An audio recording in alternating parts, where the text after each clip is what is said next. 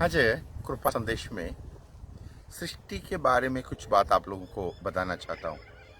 मनुष्यों की सृष्टि, कभी कभी ऐसे लगता है परमेश्वर मनुष्य को मिट्टी से बनाया और परमेश्वर की श्वास उसमें फूका, लेकिन ध्यान से हम पढ़ेगा तो अद्भुत बातों को बाइबल से हमें समझ में आएगा जो हम नहीं सोचते हैं। जब पवित्र आत्मा हमें समझा देते हैं उसी समय ही परमेश्वर की योजना हमारे बारे में समझ में आता है। परमेश्वर अपने समानता में, अपने स्वरूप में मनुष्य की सृष्टि की।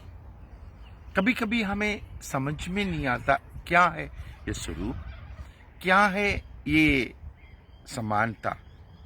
समानता और स्वरूप में थोड़ा फर्क है, मैं आपको बताता हूँ। कभी कभी ये भी आपको लगता होगा परमेश्वर मनुष्य को सबसे पहले मिट्टी से रचा, उसके बाद परमेश्वर अपनी श्वास उनमें फूका। लेकिन हम और थोड़ा डीप ध्यान से देखें तब परमेश्वर की सृष्टि का चमत्कार हमें समझ में आएगा। परमेश्वर पहले इस शरीर को नहीं बनाया, परमेश्वर पहले जो आत्मा को बनाया, जो परमेश्वर के स्वरूप और समानता में है। मैं और थोड़ा सही तरीके में समझा देता हूं। परमेश्वर आत्मा है, परमेश्वर ये शरीर के जैसा नहीं है। शरीर में रहने के लिए ये शरीर परमेश्वर के वचन में दूसरा कोरिन्थियों के पत्री 5 के पहले आयत में लिखा है, ये केवल एक तंबू है जो आत्मा निवास करने के लिए बनाया हुआ। इसका मतलब यही है, परमेश्वर सबसे पहले मनुष्य का आत्मा की सृष्टि किया। सृष्टि करने के मतलब अपने स्वरूप के जैसा ही आत्मा को सृष्टि किया। उसके बाद वो सृष्टि में नर और नारी था।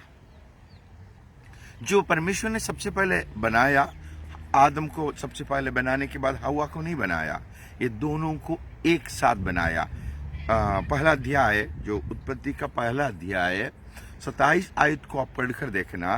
परमेश्वर अपने समानता में मनुष्य की सृष्टि किया, उसी समय आदम और हवा को मिलकर बनाया। 5 के दूसरी आयत में भी, उत्पत्ति का किताब 5 के दूसरी आयत से आप पढ़कर देखना और भी स्पष्ट आपको समझ में आएगा।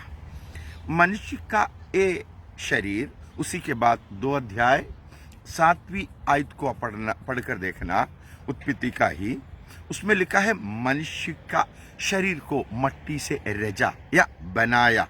बनाना का अर्थ यही है, किसी भी चीजों की सहारा लेकर उसको तैयार करना। लेकिन सृष्टि करने का मतलब यही है, शून्य से उसको लाना। आत्मा को परमेश्वर अपने समानता में, अपने स्वरूप में शून्य से लाया, लेकिन इस शरीर को मिट्टी से रचा। उसी के बाद उसने जान फूका। ये हम पर सृष्टि में 3 भाग दिखता है। या क्या है? आत्मा को सबसे पहले उनके स्वरूप में, उनकी समानता में सृष्टि किया। उसके बाद परमेश्वर ने कहा सब बातों के ऊपर तुम राज करो। इसका मतलब आत्मा में मनुष्य को राज करने की शक्ति मिलता है। जब नया नियम की ओर आते वक्त आत्मा में परमेश्वर वरदानों को देता है। वो वरदान आत्मा से प्रकट होती है। आत्मा परिपूर्ण होकर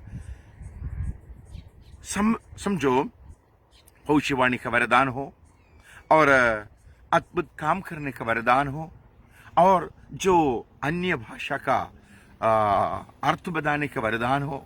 ये 9 वरदान भी आत्मा से प्रकट होती है, शरीर से प्रकट नहीं हो सकता। आदम के शरीर बनाने के बाद परमेश्वर ने कहा ये बगीचा की देखभाल करो और उसके अंदर काम करो। मतलब शरीर से हम काम करना चाहिए, हम मेहनत करना चाहिए, लेकिन आत्मा, परमेश्वर की आत्मा से मिलकर जिस बात हम नहीं समझ पाते हो, जो हमारे दिमाग से नहीं समझते हैं, ये हम समझना शुरू करना। आत्मा के द्वारा ये सच्चाई प्रकट होगा। जैसे यीशु मसीह हमसे कहा, उस प्रकार की कई बात जो सृष्टि की है वो आत्मा के द्वारा ही होता है। जब आप मर जाते हैं उसी समय ये शरीर से आत्मा निकल जाती है। आप दूसरा कुरिन्थियों की पत्री 4 अध्याय 16 आयत से पढ़कर देखना, जो अंदरूनी इंसान, बाहरी इंसान, जो अंदरूनी इंसान है वो दिन प्रतिदिन बढ़ते जाता है, मजबूत हो जाता है, लेकिन जो बाहर की मनुष्य है दिन प्रतिदिन वो कमजोर होते जाता है। ये समझकर आत्मिक जीवन को हम बनाना शुरू करें। ये शरीर स्थायी नहीं है, जो शरीर के ऊपर भरोसा रखना भी उचित नहीं है। कितना भरोसा रखेगा उतना हमारा हिम्मत टूट जाएगी, क्योंकि ये शरीर कमजोर होते होते जाएगा।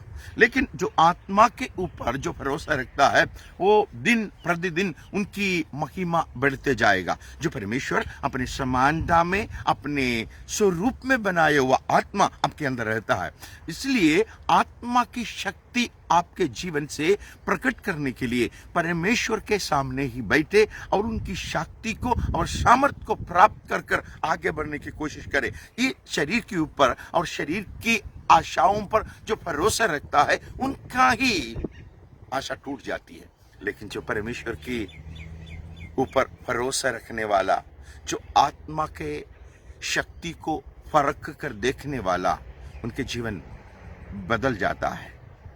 प्रेरित पौलुस यही बताते हैं, जो आंखों से दिखता है वो सब खत्म हो जाएगा।